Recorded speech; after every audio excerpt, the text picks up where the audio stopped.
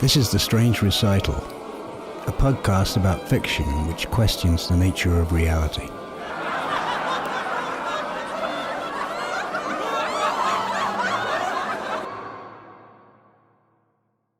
"20 Maresfield Gardens, 30th of September, 1938. I hope you've not taken cold with the doors open, Doctor. The wind was blowing harsh on the heath.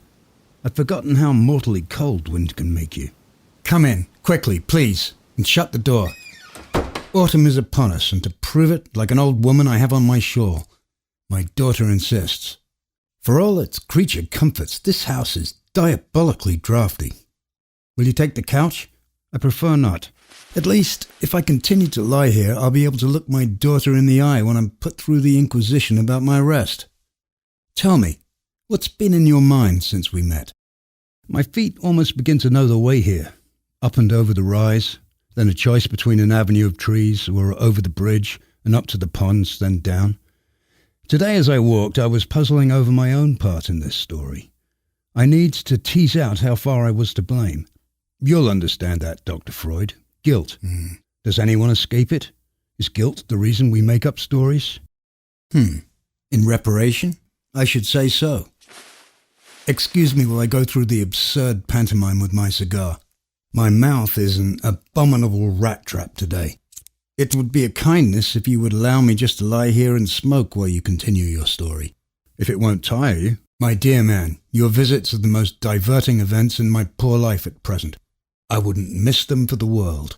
I should tell you how I first met one of the chief players in this story. I don't know if you are aware that the shrine at Delphi was shared with a very different god, Dionysos, Apollo's brother who died and returned to life again. Our deity of blood and wine. For 4 months of the year, Dionysos ruled at Delphi, while Apollo wintered abroad. I became priest for both these contrary gods, but I was pledged to Apollo first, and during the last of his months away, I'd been visiting Thebes to see my grandmother, who was dying. I was making my way back to Delphi for the start of the Apolline year, and I was recalling my grandma as the tough old bird who whipped me good and hard, long before the priests ever beat me, and now, swaddled in her shabby woolen shawl. Like me. Unlike you, Doctor, she was afraid. She, who'd beaten the daylight out of me as a boy, clutched my hand with her tiny, pathetic, shriveled paw and begged me to tell her what was going to happen to her. Afraid to die? Scared stiff. The abiding terror and longing of her own extinction. Well, we shall see. I'd reached the point in my journey where the road divides and the going gets tough, and I was standing, as I'd stood as a boy with my uncle, at the fork of the junction. As I listened to the birds' spring mating calls, musing on how frail we are and how we see this most in those who've appeared most powerful, I heard a rumble of wheels. Glancing back, I saw a wagon being driven hard, so that I had to step aside smartly to avoid being knocked down. I cried out, "Hey, mind how you go," or some such protest, and a man thrust his head down from his seat, a red-bearded man with a big broken nose, who waved his stick and yelled curses after me for being in the way. Crossroads are uncanny places. Das unheimlich. I've had a thing or two to say about the uncanny. Tell me, why crossroads? They mark the routes to the underworld. Ah, so they are presages of death, our ultimate home. Country people set honey at crossroads for the sky nymphs who run wild on Parnassus and reared our Lord Apollo as a boy. In the noonday heat, they can appear as bees, and lacking sweet sustenance, they'll steal away a man's reason. Whether or not it was they or some other power at work, I don't know. But when the wagon and its uncouth passenger had passed, I fell by the roadside in a dead faint. And when I came to, I was deathly cold and weeping. An understandable abreaction, caused by your visit home and the repressed memories of loss. Whatever it was, I lay helpless at the crossroads, unable to move. I made my way back to Delphi by the stars, and by the time I got there I was too worn out to eat. But I limped over to the dining area and sat by myself, and probably chewed some bread and drank a little water and wine. I remember waking up the following morning in an unsettled frame of mind. As you say, the leave-taking of my grandmother and all it had recalled, my father's crime against my mother, my loss of home and family, and the brutal encounter on my way back to Delphi, had perturbed me. The routine at Delphi was tough, but there was stability. I knew my place and my talents were accepted. And my visit to my old home had rattled me. I felt, or I believe now that I must have felt, somewhat unhinged. I must have entered the temple as usual by the side door and descended to the area forbidden to all but sanctuary officials. The fire of bay and myrrh would already have been damped to a smoulder, giving off those heady fumes alleged to prompt the priestess's trance. Though, given your scepticism, Doctor, you might be amused to hear that the Pythia and I agreed that its chief purpose was to inculcate an atmosphere of fitting mystery for the pilgrims. Descending to the place of consultation with a list of the day's questions in my hand, it seems to me now that I had a sense of foreboding. You recall I said there was a curtain across the Holy of Holies? There was a concealed parting, constructed so that one could observe unseen the petitioners' faces. The priests who'd taken bribes were able to fine-tune their answers according to the expressions of the questioners. It had a use for me too, since it allowed me to pick up any resonance between the supplicant's mind and my own, and then I could phrase the question to the god more accurately. No doubt you read your petitioners' faces. Certainly the physiognomy will often reflect the patient's inner position. Looking through, I received a jolt. As a rule, the first petitioner of the day was a Delphian, especially at the start of the new year, but Thebes had lately donated funds to the sanctuary to build a handsome treasury. And, as I read that day, a pair of finely worked bronze tripods and a solid silver statue of Apollo with a golden lyre and a crown of gold laurel into the bargain. Money talked. When has it not? By fair means or foul, a Theban had contrived to reach the head of the queue, and to my dismay, the face I observed through the gap in the curtain was that of the red-bearded man with the broken nose who'd threatened to flatten me at the crossroads. I looked down and saw, first petition, Laios, king of Thebes, tripods bronze 2, statue Apollo, silver with gold finish. As I read the question before my eyes, I had an instinct that the man was mouthing the words under his breath. If I should have a child, what will the outcome be? And then, clear as day, I saw it. A lone foot traveller facing a wagon, and its passenger, the selfsame man who stood before me, at a place where 3 roads meet.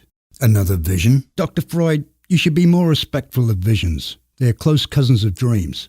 Those lucid dreams, with an authority of, what? Let's say another dimension? And what transpired in this other dimension? What happened next? It was as if 2 dramas were playing simultaneously in the theatre of my mind. In one, the foot traveller stepped onto the Dorian road, out of the wagon's way, and the train passed on unchallenged. In the other, the traveller stood his ground.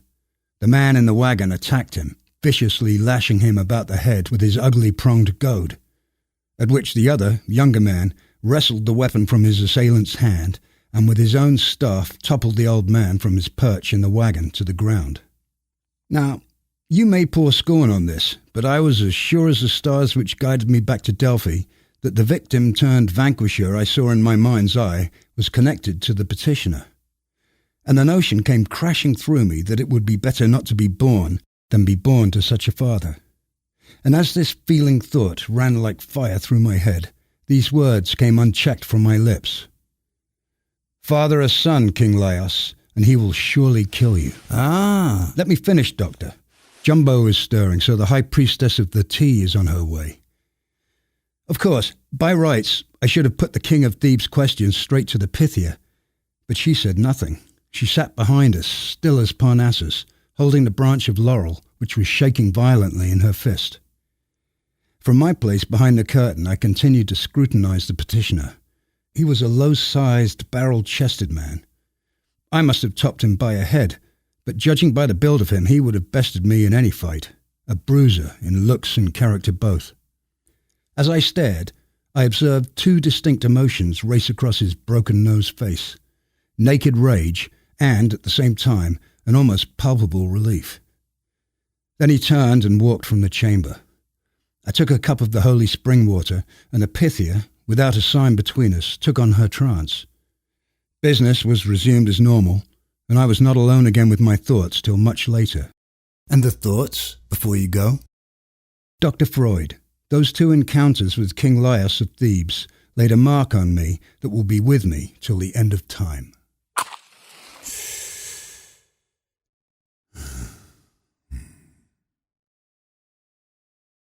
That was Where Three Roads Meet, written by Salley Vickers and read by me, Tom Newton. This is an excerpt from the novel Where Three Roads Meet by Salley Vickers, published by Canongate Books.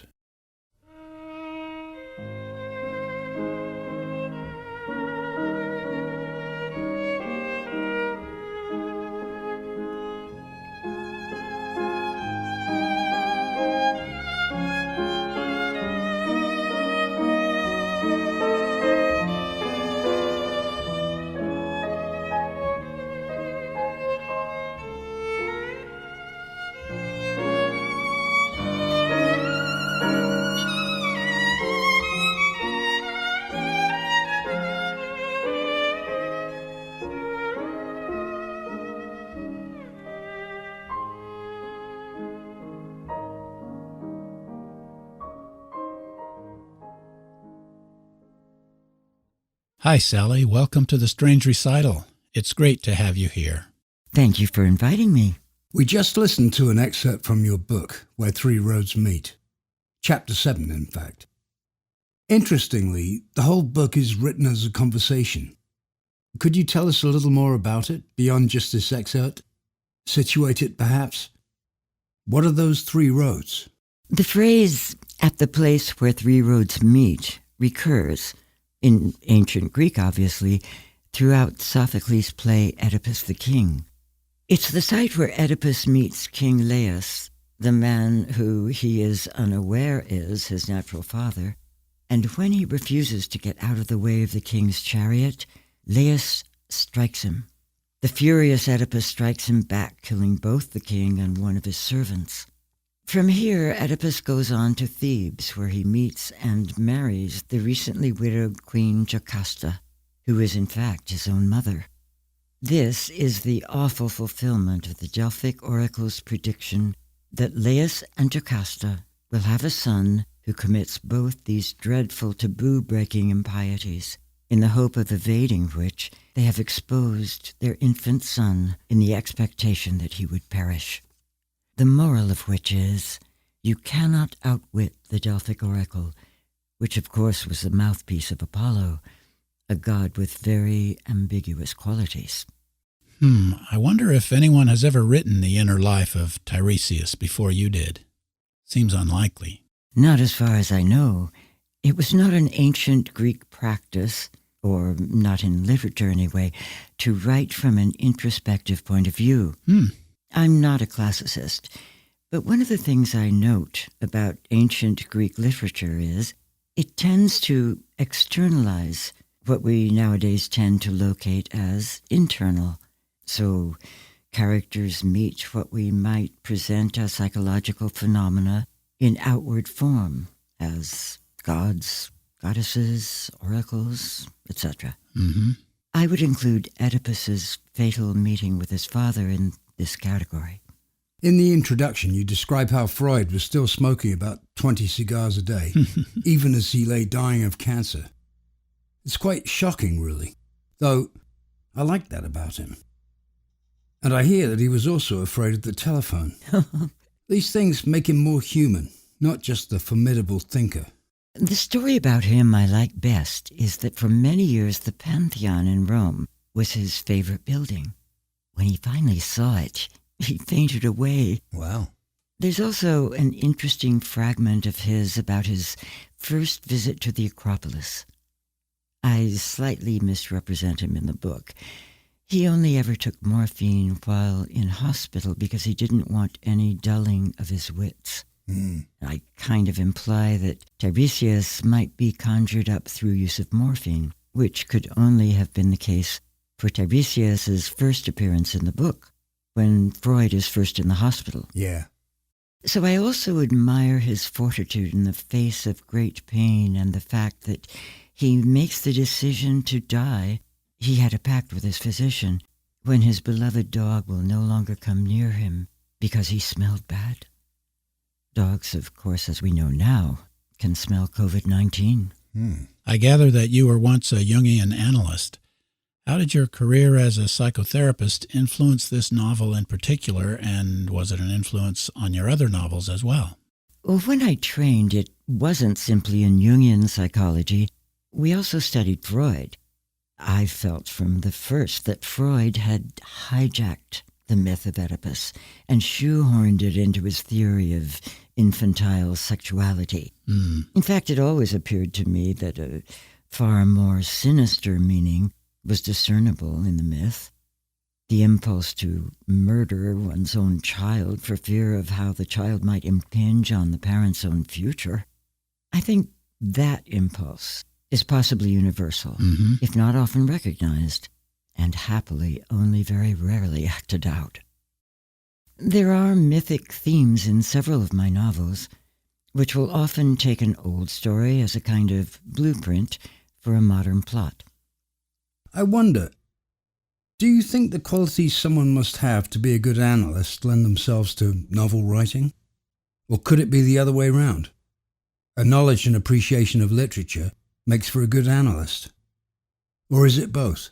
Well, I certainly relied far more on works of literature as an analyst than I did on psychological theory. In fact, I often recommended certain books to patients because I felt the characters' fears, anguishes, and dilemmas might shed light on their own. Right. In Freud's interpretation of the myth, as I understand it, men have repressed desires to murder their fathers and have sex with their mothers. But in the telling of the myth, Oedipus doesn't murder his father. He kills him in self-defense. What do you make of that? Well, I refer you back to my previous answer. The causal murderous impulse lies with the parents, not their child. And this is further reflected in the fact that Leia strikes first at the crossroads, the mythic place where three roads meet. I like the fact that Freud's conversation with Tiresias is also a conversation with himself. It makes the book more than just a retelling of the myth.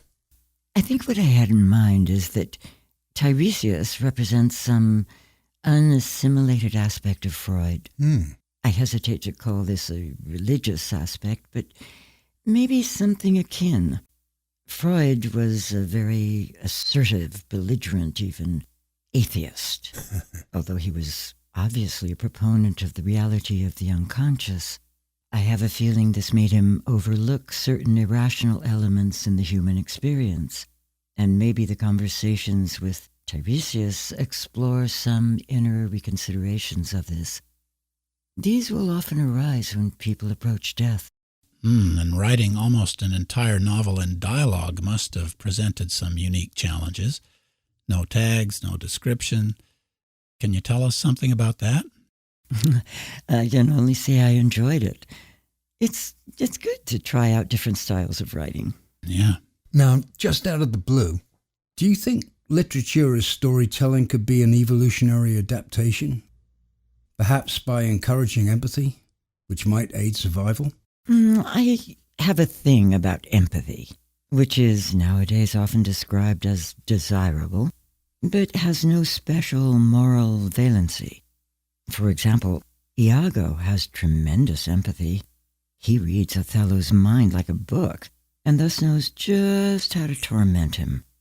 Orwell's 1984 has a terrible scene in which O'Brien, who is torturing the protagonist Winston Smith, tells him exactly what he is fearing, because O'Brien's empathy is so highly tuned. So I wouldn't rate empathy as necessarily encouraging survival. What I think literature and storytelling can do is expose us to others' consciousnesses, in a sense, far more acutely than any other means. And this may be used for good or ill, I would say. It may also provide solace, because it offers or can offer a sense of being understood. And in an age which is seeking greater diversity, it allows us to encounter people, places, countries, religious faiths, political outlooks, social classes, which we might otherwise never encounter. Yeah. So it is, or can be, an expansive medium. Not that it's apparent in an audio interview, but I noticed there's an E in your name, Salley, which is quite unusual. Is there a story behind that? Well, my dad was a lover of W.B. Yeats and also a keen supporter of Irish republicanism. Oh. We used to holiday in Connemara, where he tutored me in the iniquities of the black and tans. My mother loved the Britain version of the song from the Yeats poem, Down by the Salley Gardens. So that is how I got my name. Sallies in Irish are willows from the Latin salix. When I've been in Australia, people always get this, as they still refer to cricket bats, which are made of willow, as sallies. That's interesting. Maybe they understand your name in Australia because of all those Irish political prisoners who were transported there. I think it's their love of cricket. But it's true, there's a healthy strain of Irish in Australia, which, by the way, has the best reading population I have ever encountered. Really cultivated Australians are the very best company. Well, thank you, Salley, for talking with us today. It was a pleasure. Yes, thank you, Sally. It was great talking to you. Now, we only have a couple of seconds before I turn into a mouse and then Brent becomes a pumpkin. I presume you found your shoe? I ran away long before midnight. Okay, tell me something, Salley. I thought you were English, but you don't have an English accent. Were you raised in the States? Well, yes, I was raised in the States. But actually, I'm not Sally Vickers. What? Well, who are you then? I'm Erin, and I'm just standing in for Sally. She said it was okay. I see. Well, I suppose I should have guessed, really. Sally would have said King Laius and not Laios. But how do we know you're giving her answers and not your own? Well, you'll just have to trust me on that, won't you? This is The Strange Recital on the web at thestrangerecital.com. The music on this episode was the Violin Sonata in E-flat major, Opus 18 by Richard Strauss. This is episode 20121.